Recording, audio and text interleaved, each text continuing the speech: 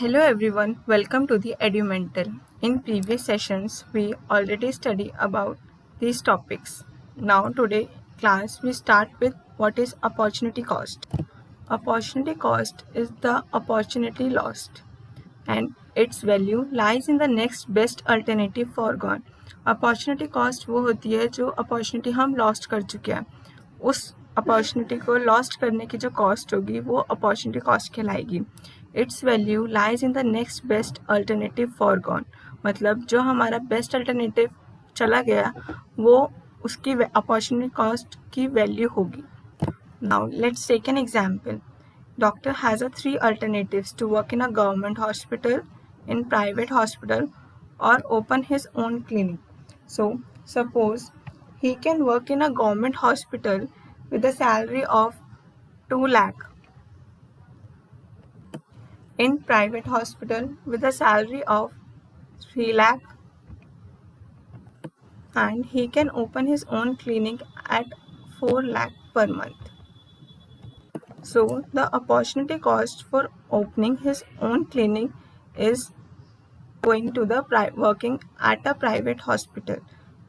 अगर वो अपना खुद का क्लिनिक खोलता है तो उसे प्राइवेट हॉस्पिटल की सैलरी जो होगी वो उसे छोड़नी पड़ेगी, तो हमारी अपॉर्चुनिटी कॉस्ट इस केस में 3 लाख रुपीज़ हो जाएगी.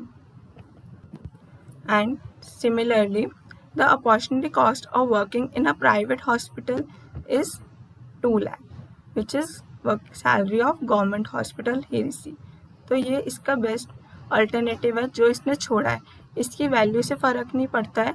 सो it is equals to opportunity cost in case अगर वो प्राइवेट हॉस्पिटल चूज़ करता है वर्क करने. And the opportunity cost if he choose to work at government hospital is 0, क्योंकि इससे पहले उसके पास कोई और अल्टरनेटिव ही नहीं था. ये इसी स्टेप्स इसके पास इसी प्रोसीजर में अल्टरनेटिव्स थे. तो अगर वो ओन क्लिनिक चूज़ करता है 4 लाख पे तो उसे 3 लाख रुपीज़ छोड़ने पड़ेंगे, वो उसकी अपॉर्चुनिटी कॉस्ट कहलाएगी. ऐसे ही प्राइवेट हॉस्पिटल के लिए उसे गवर्नमेंट हॉस्पिटल की फ़ीस छोड़नी पड़ेगी, तो प्राइवेट हॉस्पिटल की अपॉर्चुनिटी कॉस्ट 2 लाख रुपीज़ कहलाएगी. और सेम वे गवर्नमेंट हॉस्पिटल की अपॉर्चुनिटी कॉस्ट अगर वो छोड़ता है तो उसके ऊपर कुछ नहीं है, so that is 0 is the answer. Suppose let's take next example. Suppose you have 30,000 rupees and you want to purchase one laptop. You have 30,000 rupees and you want to purchase laptop and one LED. With 30,000 rupees in cash, you can either buy laptop or LED TV. If you have dedicated to purchase laptop, then your opportunity cost of buying the chance of buying LED TV, and if you buy LED then opportunity cost is chance of buying laptop, which is the forgot satisfaction. means अगर आप laptop खरीदते हो तो आप अपनी LED TV की satisfaction को lose कर रहे हो, तो that is the opportunity cost to buy the laptop. And in similar way अगर आप LED लेते हो तो उसकी अपॉर्चुनिटी कॉस्ट हो जाएगी laptop. So simply opportunity cost is the best alternative foregone, मतलब अगर जो उससे ऊपर आपको बेस्ट एक अल्टरनेटिव था आपने उसे छोड़ा है तो वो अपॉर्चुनिटी कॉस्ट कहलाएगी. Now let's move to the next important topic, marginal opportunity cost, that is MOC, and marginal rate of transformation, MRT. Now MOC is defined as the amount of one good that is to be sacrificed per unit increase in the production of other good, or it is the ratio of number of units of a good sacrificed to the additional unit of another good. means एक good को purchase कर, example जैसे good X को purchase करने के लिए good Y की कितनी आपने सेक्रीफाइस की है यूनिट्स, वो चीज़ M पर यूनिट कितनी सेक्रीफाइस की है, तो वो मार्जिनल अपॉर्चुनिटी कॉस्ट कहलाती है. तो MOC equals to delta loss, तो MOC equals to delta loss divided by delta gain. Means जितना आपने लॉस करा उसके ऊपर कितना गेन करा वो अमाउंट MOC कहलाता है. Now let's study about types of MOCs. MOC increasing, so ये गुड x के वेरिएबल्स हैं and good y. So delta x equals to, now 0 unit पे no delta x, no delta y, so no MOC. अब 1 unit के लिए हम 1 unit increase हुई यहाँ पे, उसके लिए कितना सेक्रीफाइस हुआ ये देखना है. सो लेट्स से यहाँ पे 1 यूनिट इंक्रीज हुई और यहाँ 2 यूनिट्स फॉल हुई. यहाँ अगेन 1 यूनिट इंक्रीज हुई, यहाँ 4 यूनिट्स फॉल हुई. यहाँ फिर 1 यूनिट एडिशनल यूनिट इंक्रीज करने पे उसे 6 का लॉस हुआ. So MOC equals to loss divided by gain. So it is 2:1, 4:1 and 6:1. This is what MOC increasing means. हम कितना एक यहाँ पे इंक्रीज कर रहे हैं यूनिट, जिसकी वजह से हमें दूसरा गुड सेक्रीफाइस करना पड़ रहा है.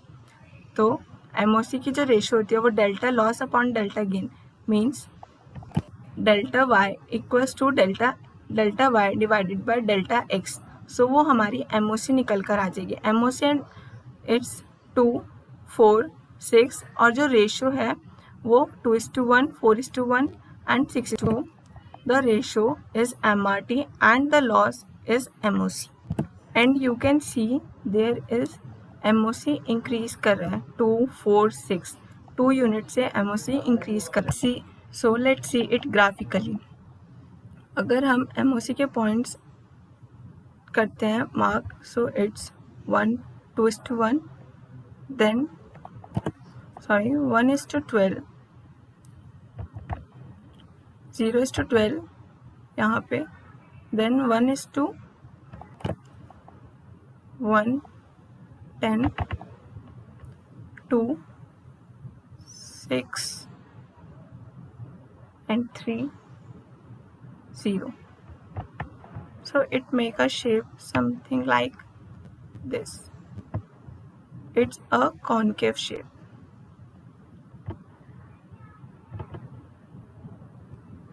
So MOC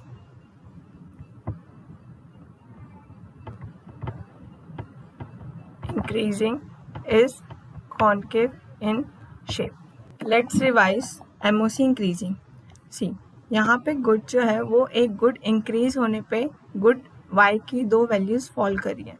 तो डेल्टा x1 कितने यूनिट इंक्रीज हुआ और कितने यूनिट से फॉल हुआ. देन अगेन 1 यूनिट से इंक्रीज हुआ, नेक्स्ट 4 यूनिट से फॉल हुआ. नेक्स्ट एडिशनल यूनिट सेक्रीफाइस हमें नेक्स्ट 6 यूनिट्स करनी पड़ी. तो MOC is delta loss upon delta gain. 2 का लॉस हुआ तब हमें 1 का गेन हुआ. सो MRT जैसे ही 4 का लॉस हुआ तो हमें 1 का गेन हुआ, 6 के लॉस होने पे 1 का गेन हुआ. सो 2:1 लॉस अपॉन गेन, तो ये हमारी MRT हो गई और 2, 4, 6 इज MOC. नाउ अगर हम इन x और y को ग्राफ में प्लॉट करते हैं तो वो एक कॉन्केव शेप देती है. सो MOC पॉजिटिव इंक्रीजिंग जब होगा तब ग्राफ की शेप कॉन्केव होगी. Now let's move forward with MOC falling. In this case again 0 पे डेल्टा x nil. इसका मतलब हम डिफाइन नहीं कर सकते. अब यहाँ पे फिर 1 एडिशनल यूनिट इंक्रीज हुई हर बार.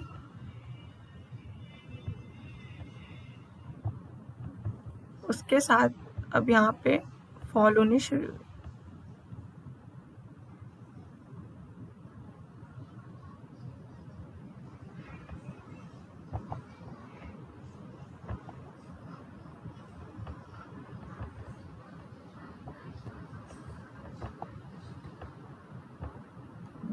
Now MRT is delta y upon delta x.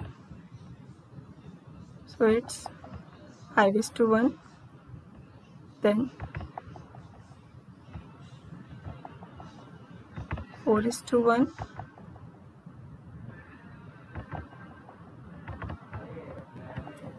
this is MRT delta y upon delta x 5:1, 4:1, 3:1, 2:1 and 1:1. So MOC हो गया हमारा 5, 4, 3, 2 and 1. See simply delta y is the accumulation of delta y. जब हम इनका सम करेंगे तो 15 आएगा, -5 10, -4 6, -3 3 and -2 1 1 0. सो गुड वाई जो होती है वो ये सब good delta Y delta X की एक्यूमुलेशन ही गुड एक्स हम उसी से माइनस करके क्योंकि निकालते हैं. तो अगर हम MOC डिक्रीजिंग बनाते हैं तो हम इसे डिक्रीजिंग शो करके गुड वाई गुड एक्स की अगर एग्जाम में बनाने को आ जाए तो इस हिसाब से ड्रॉ होगा. Now let's take a diagrammatic presentation. Here is good X and good Y. अब जब हम इन गुड एक्स और गुड वाई के पॉइंट्स को प्लॉट करेंगे तो इसकी फिगर कुछ इस तरीके से बनेगी, विच इज कॉन्वेक्स.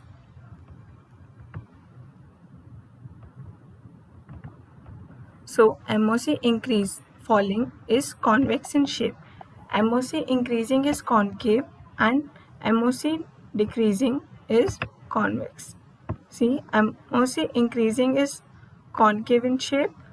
ये जो shape है, that shape it's concave और convex जो MOC falling है वो convex होता है.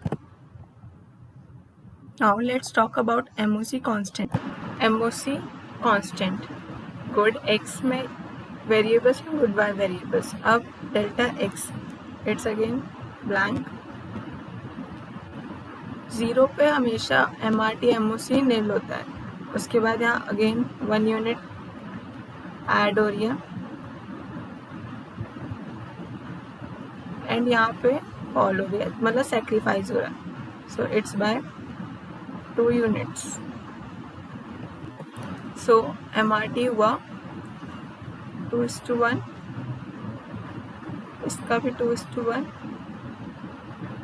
2:1 मीन्स जितना लॉस हो रहा है उस मीन्स जितना लॉस हो रहा है उसके ऊपर कितना गेन हो रहा है हमें. सो MOC is 2 in every case. क्योंकि ये कांस्टेंट है यहाँ पे MOC कांस्टेंट में सेम है. सो MOC कांस्टेंट में जैसे जैसे हमने यहाँ पे एक एक गुड एक्स की unit additional unit use consume करना स्टार्ट की वैसे वैसे गुड वाई की सेक्रीफाइस करना स्टार्ट हुई. सो यहाँ पे जो सेक्रीफाइस हो रहा है वो सेम यूनिट से हो रहा है. सो डेट वाई 2:1 2:1 तो MOC आ गया हमारा constant. Now let's see graphically. अब अगर हम गुड एक्स और गुड वाई के पॉइंट्स को यहाँ पे प्लॉट करेंगे तो हमारी कुछ इस तरीके से स्ट्रेट लाइन आएगी. सो MOC कांस्टेंट में जो ग्राफ होता है वो स्ट्रेट लाइन होती है क्योंकि जो हमारा इंक्रीज और सेक्रीफाइस हो रहा है वो सेम अमाउंट से हो रहा है. तो यहाँ पर जो लाइन आती है ग्राफ स्ट्रेट जो ग्राफ होगा वो स्ट्रेट होगा MOC कांस्टेंट के. इस चैप्टर का बेसिकली मेन टॉपिक यही है opportunity cost. Marginal opportunity cost वो अमाउंट होता है जब हम एक गुड सेक्रीफाइस कर रहे हैं पर यूनिट अलग दूसरे गुड को प्रोडक्शन के increase in the production of other good and ratio of number of units of a good sacrifice to the additional unit of another. Class we will do PPC, that is production possibility curve, and more questions on MOC.